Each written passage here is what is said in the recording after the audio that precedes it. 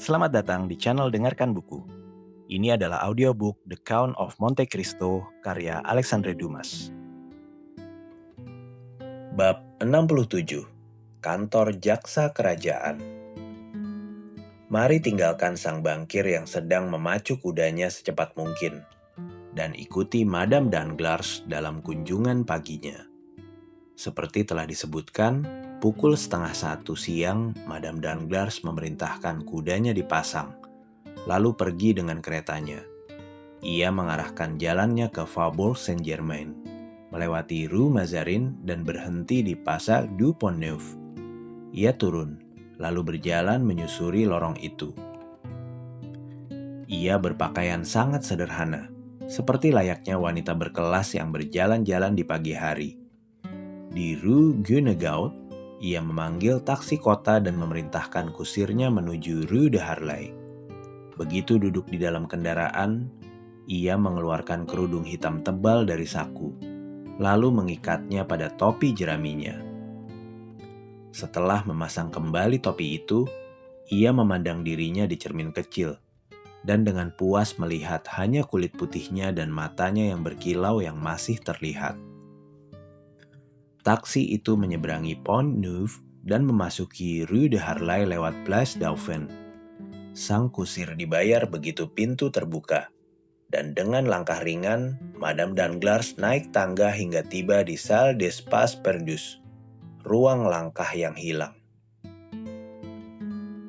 Pagi itu banyak sekali aktivitas di Palais de Justice, dan banyak pula orang-orang sibuk yang datang.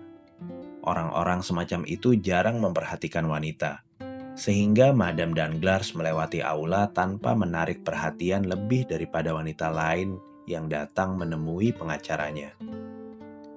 Ruang tunggu Monsieur de Villefort penuh sesak. Namun Madame Danglars bahkan tak perlu menyebut namanya. Begitu ia muncul, penjaga pintu segera bangkit, mendekat dan bertanya apakah ia bukan orang yang telah membuat janji dengan sang jaksa. Setelah ia mengiyakan, penjaga itu pun mengantarnya lewat lorong khusus menuju kantor Monsieur de Villefort. Sang jaksa duduk di kursi berlengan, menulis, membelakangi pintu. Ia tidak bergerak saat mendengar pintu terbuka. Suara penjaga berkata, "Silakan masuk, Nyonya." Lalu pintu ditutup lagi. Namun begitu langkah kaki sang penjaga menghilang, Villefort segera bangkit, mengunci pintu, menutup tirai dan memeriksa setiap sudut ruangan. Setelah yakin tak ada yang bisa melihat atau mendengarnya, barulah ia berkata, "Terima kasih, Nyonya. Terima kasih atas ketepatan waktumu." Ia menawarkan kursi pada Madame Danglars yang diterimanya karena jantungnya berdebar begitu kencang hingga ia nyaris sesak napas. "Sudah lama sekali, Nyonya," kata sang jaksa sambil memutar kursinya hingga berhadapan langsung dengan Madame Danglars.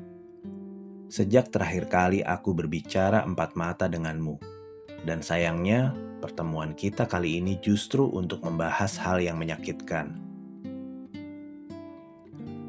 "Meski begitu, Tuan, kau lihat aku langsung datang memenuhi panggilan pertamamu. Meski jelas percakapan ini jauh lebih menyakitkan bagiku daripada bagimu." Villefort tersenyum pahit. "Benar," katanya. "Lebih seperti bergumam pada dirinya sendiri daripada berbicara padanya. Benar bahwa setiap tindakan kita meninggalkan jejak. Ada yang suram, ada yang cerah di jalan hidup kita. Benar bahwa setiap langkah kita seperti jejak serangga di atas pasir. Ia meninggalkan bekas. Sayangnya, bagi banyak orang, jalan itu ditandai air mata." "Tuan," kata Madame Danglars, "kau pasti memahami kegelisahanku. Maka kumohon, kasihanilah aku. Saat memandang ruangan ini, tempat begitu banyak orang bersalah pergi dengan gemetar dan malu, dan melihat kursi ini, tempat aku kini duduk gemetar dan malu, aku butuh seluruh akal sehatku untuk meyakinkan diriku bahwa aku bukan wanita yang sangat bersalah, dan kau bukan hakim yang mengancam." Villefort menunduk dan menghela napas. "Dan aku," katanya, Merasa tempatku bukan di kursi hakim, tapi di bangku terdakwa.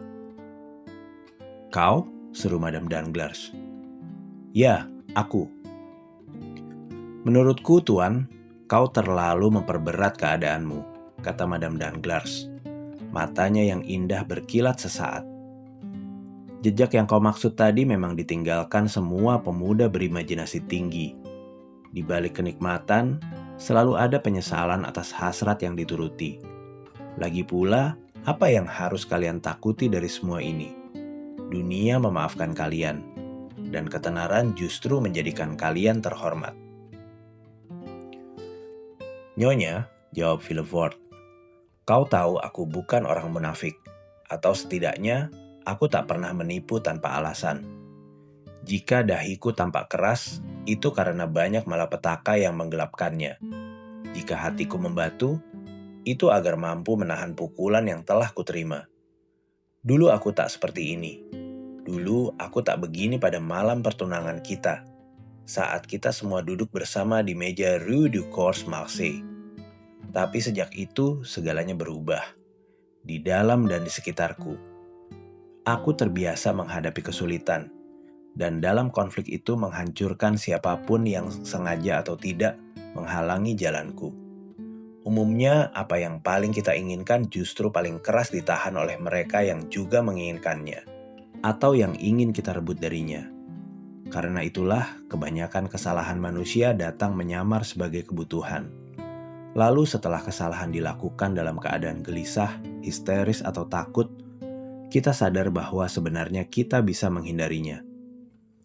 Cara yang dulu tak terlihat karena kebutaan kita, kini tampak begitu sederhana dan mudah.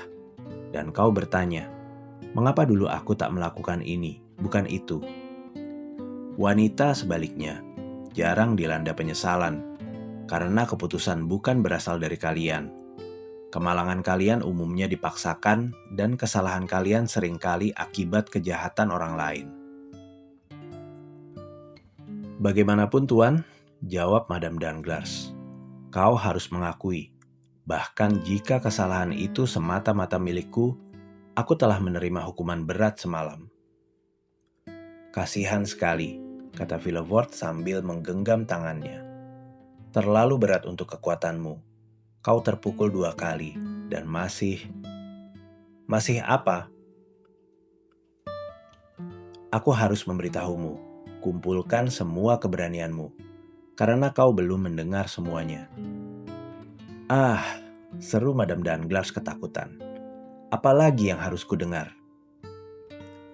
Kau hanya menoleh ke masa lalu, dan itu memang sudah cukup buruk. Tapi bayangkan masa depan yang lebih suram, pasti mengerikan, bahkan mungkin berdarah. Sang Barones tahu betapa tenangnya Villefort biasanya, dan kegelisahannya sekarang sangat menakutkan hingga ia membuka mulut hendak berteriak, tapi suaranya mati di tenggorokan. Bagaimana masa lalu yang mengerikan ini bisa terungkap? Seru Villefort. Bagaimana mungkin ia lolos dari kedalaman kubur dan relung hati kita, tempat ia dikubur, lalu kini datang menghantui kita seperti hantu, memucatkan pipi dan memerahkan dahi kita karena malu. Ah, kata Hermine, pasti ini kebetulan. Kebetulan? Balas Villefort. Tidak, Nyonya, tidak ada yang namanya kebetulan. Oh, tentu ada. Bukankah kebetulan fatal yang mengungkap semuanya? Bukankah kebetulan Count of Monte Cristo membeli rumah itu? Bukankah kebetulan ia menyuruh menggali tanah itu? Bukankah kebetulan mayat malang itu ditemukan di bawah pepohonan? Anak tak berdosa milikku, yang bahkan belum pernah kucium, tapi untuknya aku menangis berkali-kali. Ah, hatiku melekat pada sang Count saat ia menyebut rampasan berharga yang ditemukan di bawah bunga-bunga itu. Justru itu, Nyonya. Ini berita mengerikan yang harus kusampaikan, kata Villefort dengan suara parau. Tidak, tidak ada yang ditemukan di bawah bunga itu. Tidak ada kerangka, tidak ada peti, tidak ada. Kau tak perlu menangis. Jangan mengeluh, kau harus gemetar. Apa maksudmu? Tanya Madame Danglars menggigil. Maksudku, Monsieur de Monte Cristo menggali di bawah pepohonan itu, tapi tak menemukan kerangka atau peti karena memang tak ada di sana. Tak ada di sana? Ulang Madame Danglars. Matanya melotot penuh teror. Tak ada di sana? Katanya lagi, seolah berusaha memahami kata-kata yang keluar dari mulutnya sendiri. Tidak, kata Villefort sambil menutup wajahnya dengan tangan. Tidak, 100 kali tidak. Jadi kau tidak mengubur anak malang itu di sana, Tuan? Mengapa kau menipuku? Di mana kau menaruhnya? Katakan, di mana?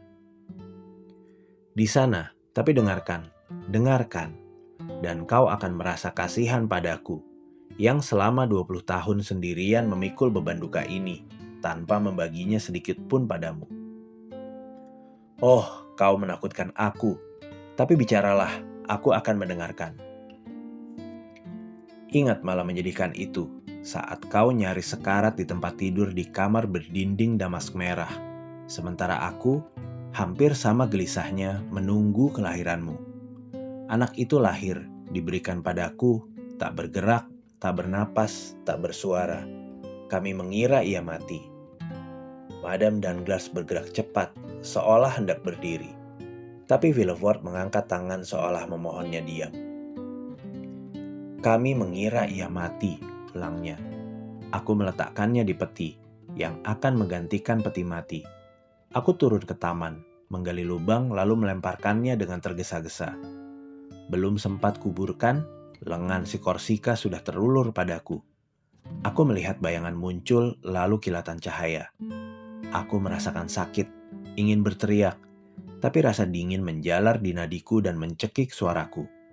Aku jatuh tak bernyawa, dan mengira diriku terbunuh. Tak akan pernah kulupa keberanian luar biasamu saat aku datang kembali dan merangkak ke kaki tangga. Dan kau, yang nyaris sekarat sendiri, datang menemuiku. Kita terpaksa diam tentang bencana mengerikan ini. Kau punya kekuatan luar biasa untuk kembali ke rumah, dibantu pengasuhmu. Duel jadi alasan lukaku. Meski tak menyangka, rahasia kita tetap terjaga. Aku dibawa ke Versailles. Selama 3 bulan aku bergulat dengan maut. Saat akhirnya tampak bertahan hidup, dokter menyuruhku ke selatan. 4 orang menggotongku dari Paris ke Chalons. 6 lig per hari. Madame de Villefort mengikuti tandu itu dengan keretanya. Di Chalons, aku dinaikkan ke perahu di sungai Saône lalu ke Rhône. Turun mengikuti arus hingga Arles. Di sana aku kembali ke tandu lalu pergi ke Marseille. Pemulihanku butuh 6 bulan. Aku tak pernah mendengar namamu dan tak berani menanyakannya. Saat kembali ke Paris, ku dengar kau, janda Monsieur de Nargonne, telah menikah dengan Monsieur Danglars. Apa yang kupikirkan sejak sadar kembali? Selalu sama.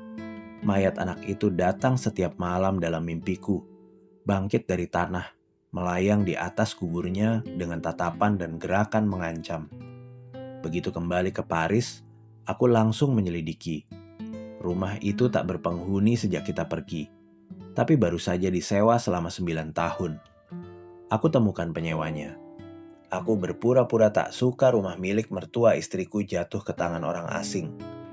Aku tawarkan uang agar ia membatalkan sewa. Ia minta 6.000 franc.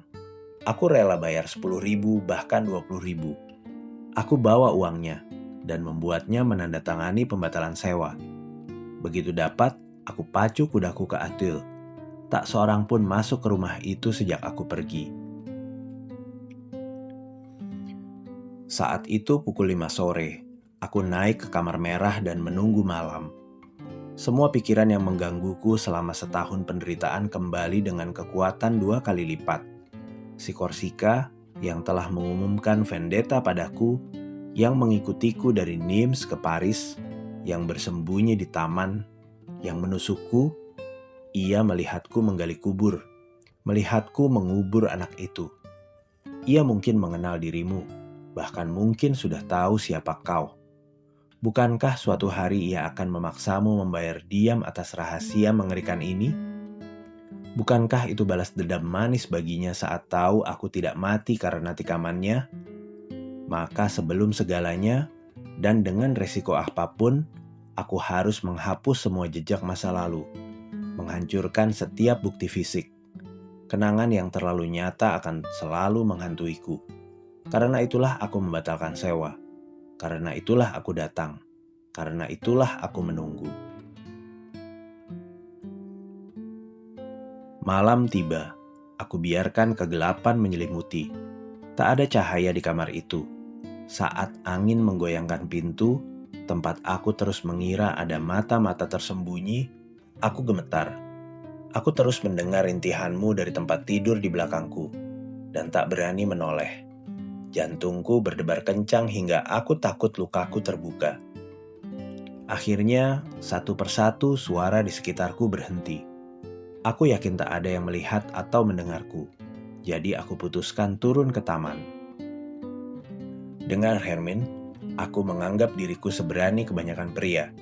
Tapi saat mengeluarkan kunci kecil tangga itu dari sakuku, kunci yang dulu kita sayangi, yang kau ingin gantungkan pada cincin emas, saat membuka pintu dan melihat cahaya bulan pucat menyinari tangga spiral seperti hantu, aku bersandar pada dinding dan nyaris berteriak. Aku merasa gila, tapi akhirnya aku menguasai diri. Aku turun anak tangga demi anak tangga. Satu-satunya yang tak bisa kukuasai adalah gemetar aneh di lututku. Aku berpegang erat pada pegangan. Jika kulepas sejenak, aku pasti jatuh. Aku sampai di pintu bawah. Di luar, sekop besar bersandar di dinding. Kugunakan itu. Aku bawa lentera gelap. Di tengah rumput, aku berhenti menyalakannya, lalu melanjutkan perjalanan. Saat itu akhir November, semua kehijauan taman telah menghilang. Pohon-pohon hanyalah kerangka dengan lengan-lengan tulangnya, dan daun-daun kering berderak di bawah kakiku. Ketakutanku memuncak saat mendekati semak itu, hingga aku mengeluarkan pistol dari saku dan mengokangnya. Aku terus mengira melihat bayangan si Korsika di antara dahan. Aku periksa semak itu dengan lenteraku. Kosong. Aku pandang sekeliling. Aku benar-benar sendirian. Hanya suara burung hantu yang menusuk keheningan, seolah memanggil hantu malam. Aku gantung lenteraku pada cabang bercabang yang kuingat dari setahun lalu. Tepat di tempat aku menggali lubang. Rumput tumbuh tebal di sana pada saat musim panas. Dan musim gugur tak ada yang memotongnya. Tapi satu tempat di mana rumput tipis menarik perhatianku. Di sanalah aku menggali dulu. Aku mulai bekerja. Saat itulah, setelah menunggu setahun, akhirnya tiba. Betapa giatnya aku menggali, betapa penuh harap. Setiap sodetan tanah kuharapkan menemui hambatan, tapi tidak ada apa-apa. Lubangku kini 2 kali lebih besar dari sebelumnya, tapi tetap kosong. Aku pikir aku salah tempat. Aku menoleh, memandang pohon-pohon, mengingat detail yang dulu kuperhatikan.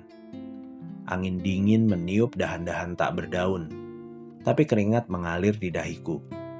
Aku ingat, aku ditikam saat menginjak-injak tanah menutup lubang itu. Saat itu aku bersandar pada pohon laburnum. Di belakangku ada tumpukan batu buatan sebagai tempat duduk. Saat jatuh, tanganku yang melepaskan laburnum merasakan dinginnya batu itu. Di kananku pohon itu, di belakangku batu itu. Aku berdiri dalam posisi yang sama, lalu menjatuhkan diri. Aku bangkit dan kembali menggali, memperluas lubang itu. Tapi tetap tidak ada apa-apa. Petinya sudah tidak di sana. Petinya sudah tidak di sana, gumam Madame Danglars, nyaris tersedak ketakutan. Jangan kira aku puas dengan satu usaha itu, lanjut Villefort. Tidak, aku menggeledah seluruh semak itu. Aku pikir sepembunuh setelah menemukan peti itu dan mengira isinya harta, berniat membawanya pergi. Tapi setelah tahu isinya, menggali lubang lain dan menyimpannya di sana. Tapi aku tak menemukan apa-apa. Lalu muncul ide. Mungkin ia tak repot-repot dan hanya melemparkannya ke suatu sudut. Dalam kasus itu, aku harus menunggu fajar untuk mencari lagi. Aku kembali ke kamar dan menunggu. Oh Tuhan! Saat fajar tiba, aku turun lagi. Pertama-tama ke semak itu, berharap menemukan jejak yang luput dalam gelap. Aku menggali tanah seluas lebih dari 20 kaki persegi dan sedalam 2 kaki. Pekerjaan yang butuh sehari bagi buruh, kulakukan dalam 1 jam.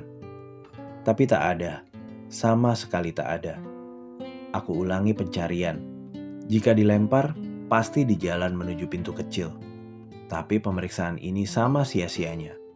Dengan hati hancur aku kembali ke semak itu, yang kini tak lagi menyimpan harapan. Oh, seru Madame Danglars. Itu cukup membuatmu gila. Aku sempat berharap demikian, kata Villefort. Tapi kebahagiaan itu pun ditolak dariku. Namun, saat kembali tenang, aku bertanya, mengapa orang itu membawa mayatnya? Tapi kau bilang, jawab Madame Danglars, ia butuh itu sebagai bukti. Ah, tidak, Nyonya. Itu mustahil. Mayat tak disimpan setahun. Ia ditunjukkan ke hakim dan kesaksiannya diambil. Tak ada yang seperti itu terjadi. Lalu apa? Sesuatu yang lebih mengerikan, lebih fatal, lebih mengancam kita. Mungkin anak itu masih hidup dan si pembunuh menyelamatkannya. Madame Danglars berteriak nyaring, lalu menggenggam tangan Villefort. Anakku masih hidup, serunya. Kau mengubur anakku hidup-hidup? Kau tak yakin anakku mati lalu kau menguburnya? Ah! Ia bangkit, berdiri di depan sang jaksa. Tangannya menggenggam lemah tangan Villefort. Aku tak tahu, aku hanya menduga. Seperti aku bisa menduga apa saja, jawab Villefort dengan tatapan begitu kaku hingga menunjukkan pikirannya yang perkasa kini diambang putus asa dan kegilaan. Ah, anakku yang malang, seru sang Barones sambil jatuh ke kursi, menahan isakannya dengan sapu tangan. Villefort yang mulai tenang, sadar bahwa untuk mengalihkan badai kemarahan keibuan yang mengancamnya, ia harus menanamkan teror yang ia rasakan ke dalam diri Madame Danglars. Kau mengerti bukan? Katanya sambil bangkit dan mendekati sang Barones, berbicara lebih pelan. Jika itu benar, kita hancur. Anak itu hidup, dan seseorang tahu ia hidup. Seseorang memiliki rahasia kita. Dan karena Monte Cristo berbicara di hadapan kita tentang anak yang digali, padahal anak itu tak ditemukan, berarti dialah yang memiliki rahasia kita. Tuhan yang adil, Tuhan yang membalas, gumam Madame Danglars. Satu-satunya jawaban Villefort adalah erangan tertahan. Tapi anak itu Tuan, ulang sang ibu yang gelisah. Betapa aku mencarinya, jawab Villefort sambil menggenggam tangannya sendiri. Betapa aku memanggilnya di malam-malam panjangku yang tak bisa tidur. Betapa aku ingin punya kekayaan raja untuk membeli 1.000.000 rahasia dari 1.000.000 orang dan menemukan rahasiaku di antaranya. Akhirnya suatu hari, saat untuk ke-100 kalinya aku mengangkat sekopku, aku bertanya lagi, apa yang dilakukan si Korsika pada anak itu? Anak mengganggu pelarian. Mungkin saat tahu ia masih hidup, ia melemparkannya ke sungai. Mustahil, seru Madame Danglars. Seseorang mungkin membunuh demi balas dendam, tapi tak akan sengaja menenggelamkan anak. Mungkin, lanjut Villefort, ia menaruhnya di panti asuhan. Oh, ya, seru sang Barones. Anakku di sana. Aku bergegas ke panti asuhan, dan tahu bahwa malam itu, malam 20 September, seorang bayi dibawa ke sana. Dibungkus separuh kain linen halus yang sengaja disobek. Separuh kain itu bertanda setengah mahkota Baron dan huruf H. Benar, kata Madame Danglars. Semua linenku bertanda begitu. Monsieur de Nargon, Baron, dan namaku Hermine. Syukur Tuhan, anakku tidak mati. Tidak, ia tidak mati. Dan kau bisa mengatakan itu tanpa takut membuatku mati karena bahagia? Di mana anak itu? Villefort mengangkat bahu. Apakah aku tahu? Katanya. Dan apakah kau pikir jika aku tahu, aku akan menceritakan semua penderitaan dan petualangannya seperti penulis drama atau novel? Sayangnya tidak, aku tak tahu. 6 bulan kemudian, seorang wanita datang mengklaimnya dengan separuh kain linen yang lain. Ia memberikan semua keterangan yang diperlukan, dan bayi itu diserahkan padanya. Tapi kau harus menyelidiki wanita itu, melacaknya. Dan menurutmu apa yang kulakukan? Aku pura-pura membuka penyelidikan kriminal dan mengarahkan detektif serta agen terbaikku untuk mencarinya. Mereka melacaknya hingga Chalons, lalu kehilangan jejaknya di sana. Kehilangan jejaknya? Ya, selamanya. Madame Danglars mendengarkan kisah itu dengan desah, air mata, atau teriakan untuk setiap detailnya. Apakah itu semua? Tanyanya. Dan kau berhenti di situ? Oh, tidak, kata Villefort. Aku tak pernah berhenti mencari dan bertanya. 2 atau 3 tahun terakhir aku memang memberi diriku jeda. Tapi sekarang aku akan mulai lagi. Dengan lebih gigih dan marah dari sebelumnya. Karena yang mendorongku kini bukan hati nurani, tapi ketakutan. Tapi, jawab Madame Danglars, Count of Monte Cristo pasti tak tahu apa-apa. Kalau tidak, ia tak akan mencari pergaulan kita seperti ini. Oh, kejahatan manusia sangat besar, kata Villefort. Karena melebihi kebaikan Tuhan. Pernahkah kau perhatikan matanya saat berbicara pada kita? Tidak. Pernahkah kau mengamatinya dengan seksama? Tentu, ia eksentrik. Tapi itu saja. Satu hal yang menarik perhatianku, dari semua hidangan mewah yang disajikannya, ia tak menyentuh apapun. Aku sempat curiga ia meracuni kita. Dan kau lihat, kau salah duga. Ya, tentu. Tapi percayalah, pria itu punya rencana lain. Karena itulah aku ingin menemuimu, berbicara padamu, memperingatkanmu tentang semua orang, tapi terutama terhadap dia. Katakan, seru Villefort sambil menatapnya lebih tajam dari sebelumnya. Pernahkah kau ungkapkan hubungan kita pada siapapun? Tidak pernah, pada siapapun. Kau mengerti maksudku, kata Villefort lembut. Saat kukatakan siapapun, maafkan kekhawatiranku. Maksudku siapapun yang masih hidup. Ya, aku paham, seru sang Barones. Tidak pernah, aku bersumpah. Apakah kau biasa menulis di malam hari tentang apa yang terjadi di pagi hari? Apakah kau menyimpan buku harian? Tidak, hidupku penuh kesia-siaan. Aku sendiri ingin melupakannya. Apakah kau bicara dalam tidur? Aku tidur nyenyak seperti anak kecil. Bukankah kau ingat? Wajah sang Barones memerah dan Villefort menjadi pucat pasi. Benar, katanya pelan hingga nyaris tak terdengar. Nah, tanya sang Barones. Nah, aku tahu apa yang harus kulakukan, jawab Villefort. Dalam waktu kurang dari seminggu, aku akan tahu siapa sebenarnya Monsieur de Monte Cristo ini. Dari mana asalnya, kemana tujuannya, dan mengapa ia berbicara di hadapan kita tentang anak yang digali dari taman. Villefort mengucapkan kata-kata ini dengan nada yang akan membuat sang Count bergidik jika ia mendengarnya.